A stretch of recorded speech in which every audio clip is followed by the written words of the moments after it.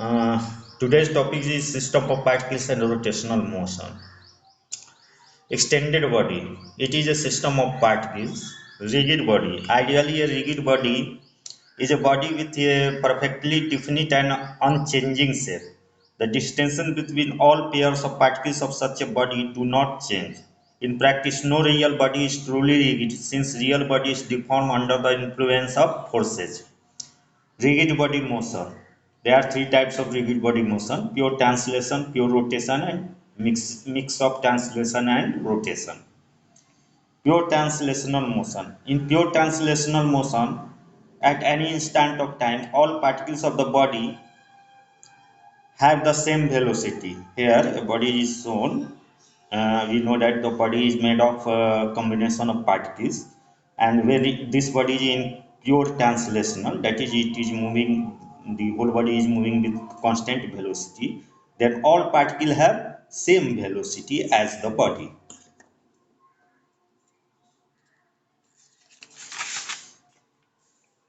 Here, another situation is shown. A block is placed on the base, and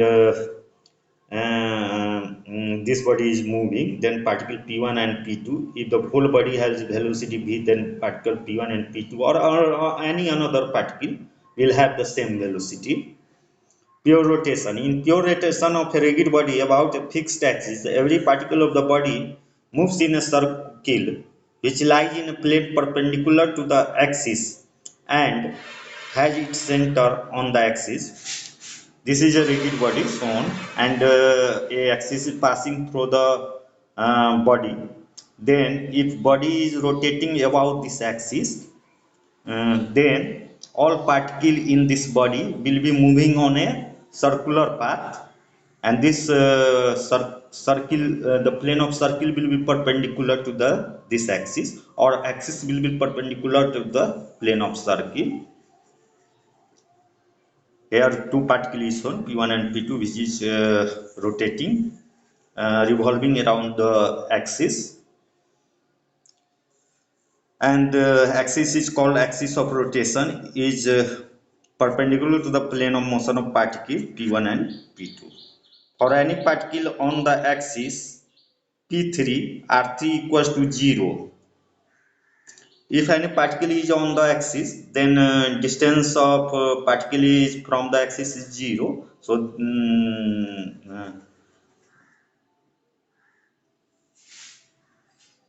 and ideally it is says that any such particle remains stationary while the body rotates.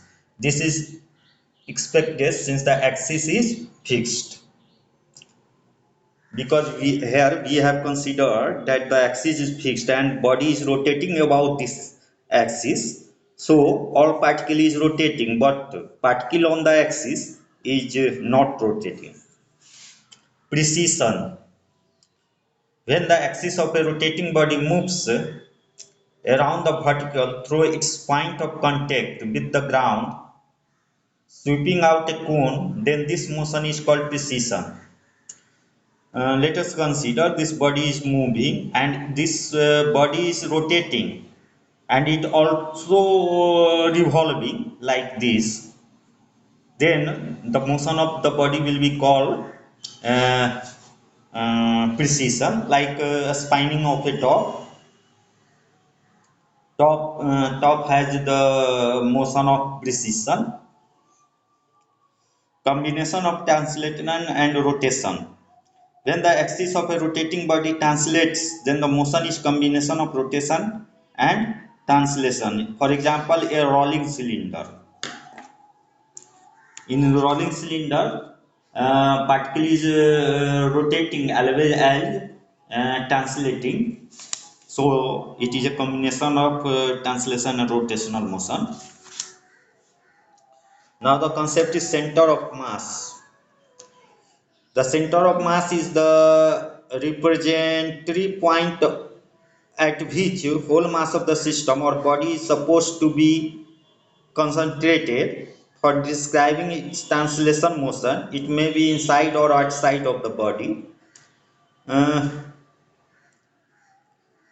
it means that center of mass is a representative point, but it is represented.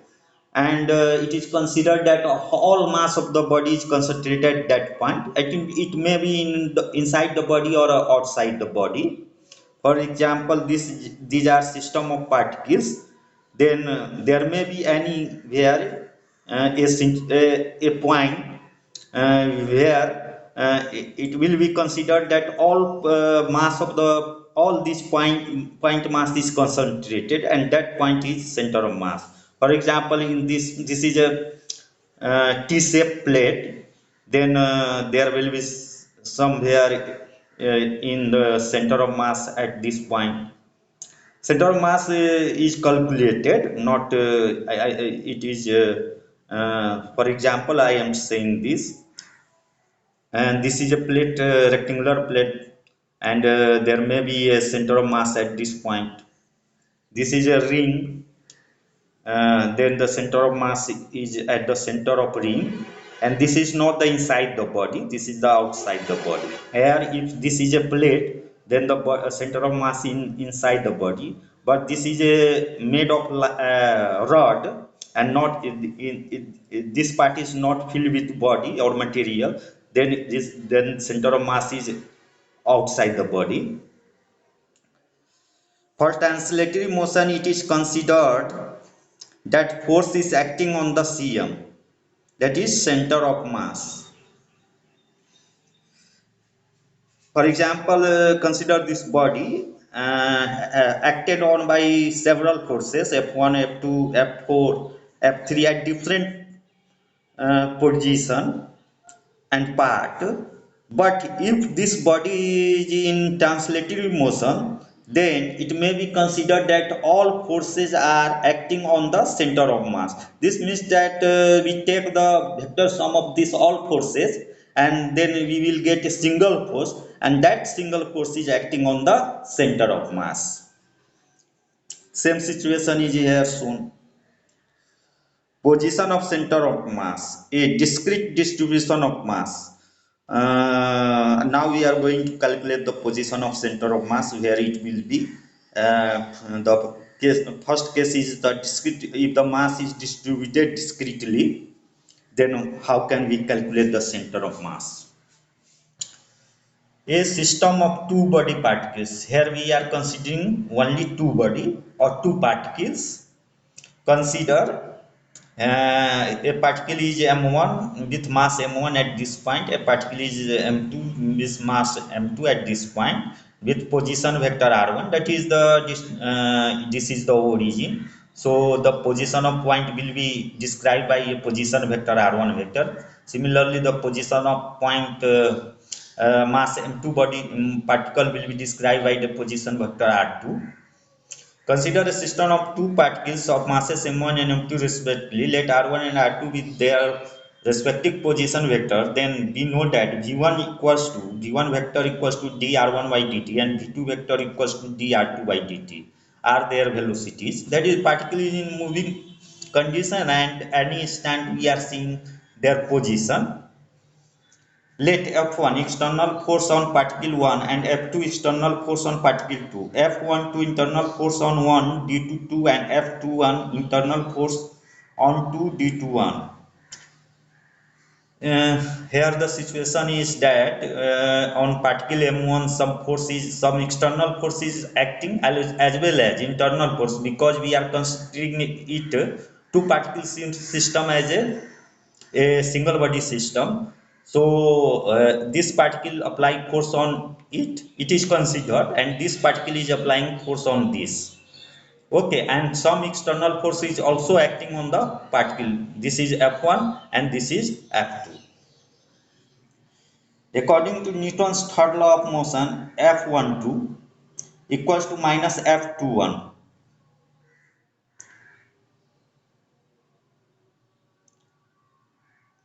This is from third law. If particle 1 is applying force on particle 2, then particle 2 will also apply force on 1, and the force will be opposite to each other. So here minus sign is taken.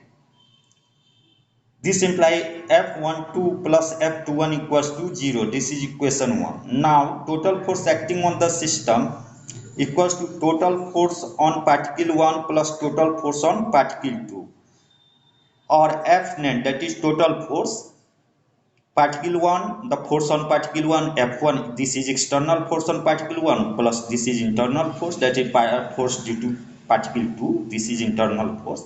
Similarly plus F2, total force on particle 2, F2 is the external force, F12 is the internal, that is force due to particle 1, equals to F1 plus F2 plus F12 plus F21 equals to F1 plus F2, because as from equation 1 F12 plus F21 equals to 0, here we have calculated, that is sum of internal force becomes equal to 0.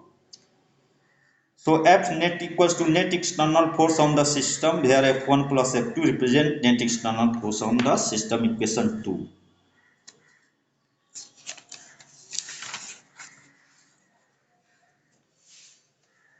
Now from Newton's second law, net force on particle 1 F1 plus F12 external plus internal force, then will be net force, equals to m1 dv1 by d2, mass into acceleration. This is equation 3. And net force on particle 2 F2 plus F21 m1 dv1 by dt, that is mass into acceleration. Net force barabar mass into acceleration, so we have written it. Adding 3 and 4, we get F1 plus F2 equals to F1 plus F12 plus F21 vector, and this is equal to 0. So F1 plus F2 will be equal to M1 dV1 by dt plus M2 dV2 by dt, equation 5. From 3 and 5, we get F net equals to F1 M1 dV1 by dt plus M2 dV2 by dt, equals to m1 d2 r1 by dt square, because dv1 by dt we know that equals to d2 r1 by dt square, plus m2 into d2 r2 vector by dt square. Taking d2 by dt square out of bracket, then d square by dt square equals to m1 r1 vector plus m2 r2 vector. Now multiplying m1 plus m2 divided by m1 plus m2 and dividing,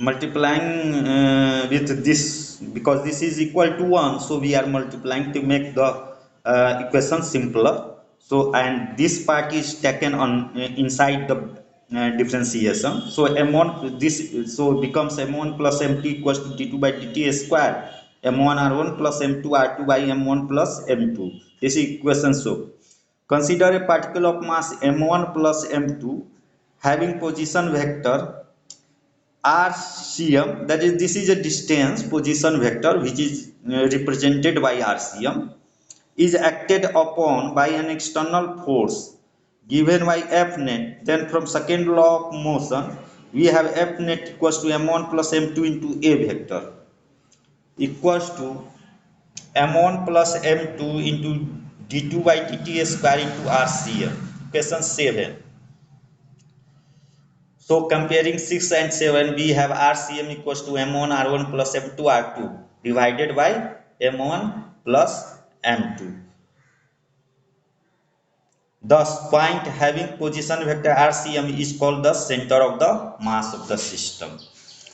As RCM equals to M1 R1 plus M2 R2 divided by M1 plus M2, taking it in component form in XYZ form, this gives XCM I cap plus YCM J cap plus ZCM K cap equals to M1 into X1 I cap plus Y1 J cap plus Z1 K cap plus M2 into X2 I cap plus Y2 J cap plus Z2 K cap divided by M1 plus M2 equals to M1 X1 plus M2 X2 divided by M1 plus M2 into I cap M2 plus M1 Y1 plus M2 Y2 divided by M1 plus M2 J cap plus under bracket M1 Z1 plus M2 Z2 divided by M1 plus M2 to K cap.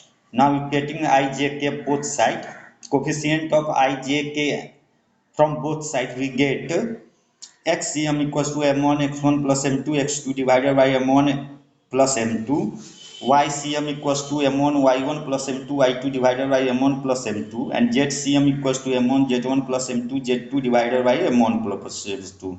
That is in component from the position of center of mass is represented by this formula, that is xcm, ycm and zcm, because a point in a space will be represented by three coordinates.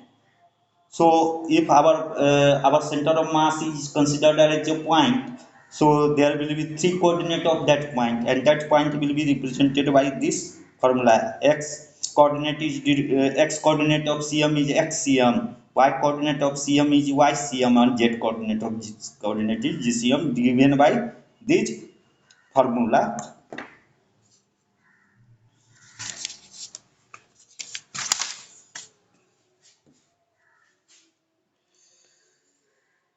If there are a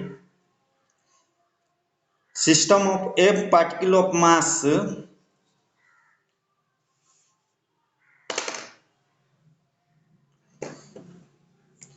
if there are a system of n particles of mass m1, m2, m3 dash dash mn, then position vector of cm of system is given by rcm equals to m1 r1 plus m2 r2 plus dash dash dash dash dash mn rn divided by m1 plus m2 plus dash dash dash dash mn. This can be written as, that is rcm equals to sigma I equals to n mi ri vector divided ri divided by sigma I equal to n sigma I equals to 1 to n mi, and this value is total mass of the system. So m 1 by m sigma I equals to 1 to n mi ri, where sigma I equals to n to mi equals to m, total mass of the system. In component form, we can write y xcm equal to m1 x1 plus m2 x2 plus dash dash dash mn xn divided by m1 plus m2 plus dash dash dash mn equal to sigma I equals to 1 to n mixi divided by sigma I equals to 1 to n mi equals to 1 by m sigma I equals to 1 to n mixi. Similarly, ycm can be calculated like this, and ycm will be equal to 1 by m sigma I equals to 1 to n mixyi. mi and yi, I is representing generalized particle, mean any particle you are considering. Similarly, zcm can be calculated. Here zcm is given by 1 by m equal to sigma I equals to 1 to n mizi. So we have calculated the position of center of mass or coordinate point of center of mass. Now based on this theory, we will uh, see one example of problem.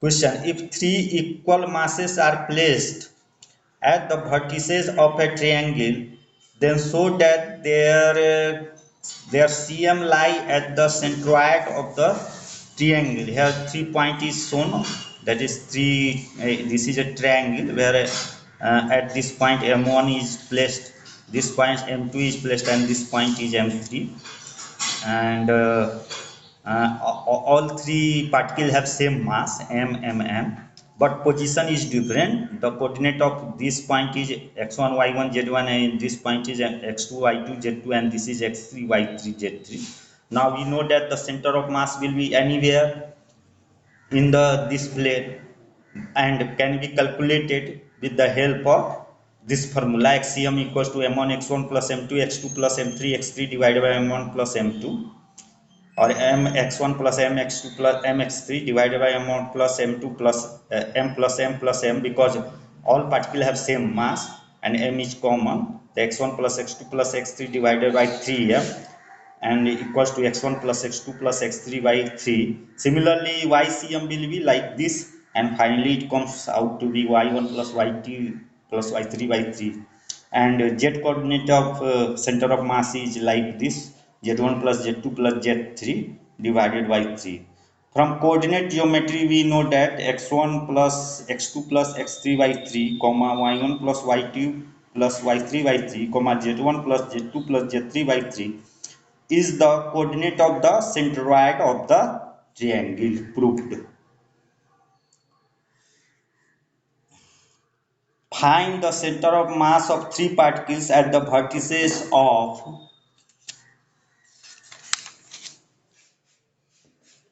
an equilateral triangle.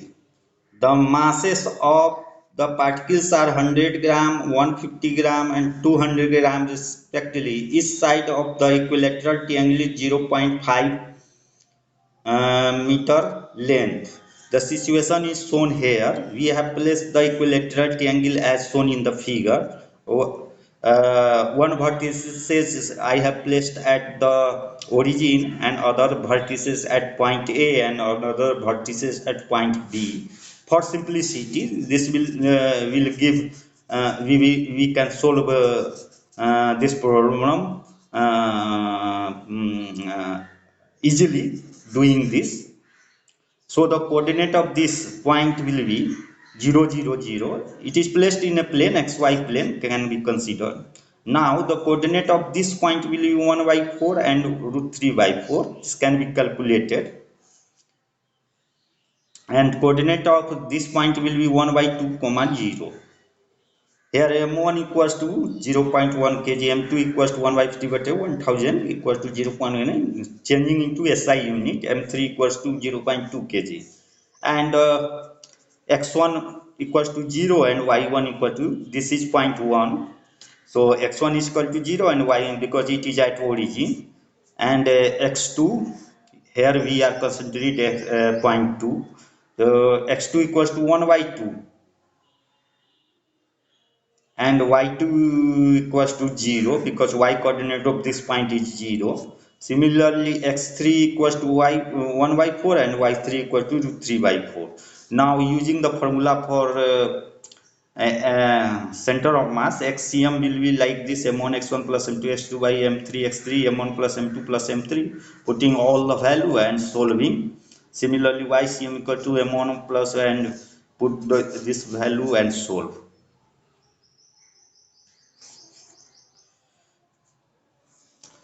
If we choose the center of mass as origin of our coordinate system, then RCM equals to 0 and XCM equals to 0, YCM equals to 0, ZCM equals to 0. RCM equals to 0 will give this formula, and from this we can get m1 r1 plus m2 r2 divided by m1 plus m2 equals to 0, or this gives sigma mi ri equals to 0. And from this we can get three formula, that is sigma mi xi equal to 0, sigma mi y equals to 0 and sigma mi zi equal to 0. When we choose the center of mass at origin, then this condition will be applied.